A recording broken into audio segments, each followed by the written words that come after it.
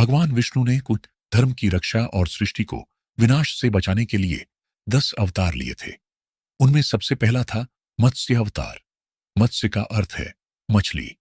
विष्णु जी ने यह अवतार उस समय धारण किया था जब धरती पर प्रलय आने वाली थी। कहते हैं कि इस सृष्टि की रक्षा के लिए उन्होंने ऐसा किया था।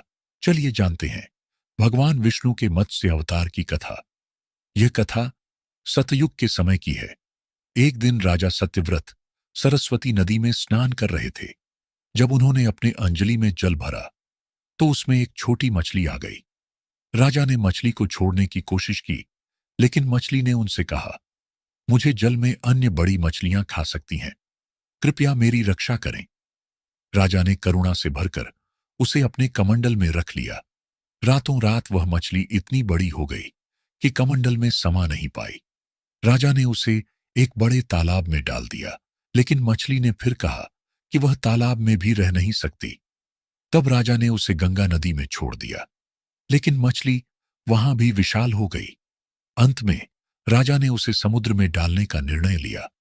आश्चर्य की बात यह थी कि विशालकाय समुद्र भी मछली के लिए छोटा पड़ गया। तब सत्यव्रत ने बड़े ही विनम्र स्वर में पूछा कि आप कौन हैं जिन्होंने सागर को भी डुबो दिया है? तब भगवान विष्णु ने अपना परिचय दिया और बताया कि हयग्रीव नामक दैत्य ने वेदों को चुरा लिया है। जगत में चारों ओर अज्ञान और अधर्म का अंधकार फैला हुआ है। मैंने हयग्रीव को मारने के लिए ही मत्स्य का रूप धारण किया है। आज से 7वें दिन पृथ्वी पर प्रलय आएगी। समुद्र उमड़ उठेगा, भयानक तूफान आएगा, सारी पृथ्वी पानी में डूब जाएगी।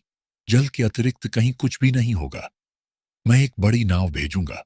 आप सभी अनाजों और औषधियों के बीजों को लेकर सप्त ऋषियों के साथ नाव पर बैठ जाइएगा। मैं उस नाव को सुरक्षित स्थान तक ले जाऊंगा ताकि प्रलय के बाद फिर से सृष्टि के निर्माण का कार्य पूरा हो सके। 7 दिन बाद प्रलय शुरू हुआ। चारों ओर पानी के अलावा और कुछ नहीं दिखाई दे रहा था। आदेशानुसार सत्यव्रत ने सप्त ऋषियों को नाव में सम्मानपूर्वक चढ़ाया।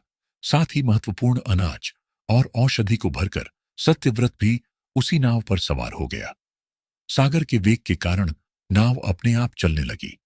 भगवान विष्णु ने मत्स्य का रूप धारण किया हुआ था। उनके सिर पर एक बड़ा सींग था जिससे नाव को बांधा गया।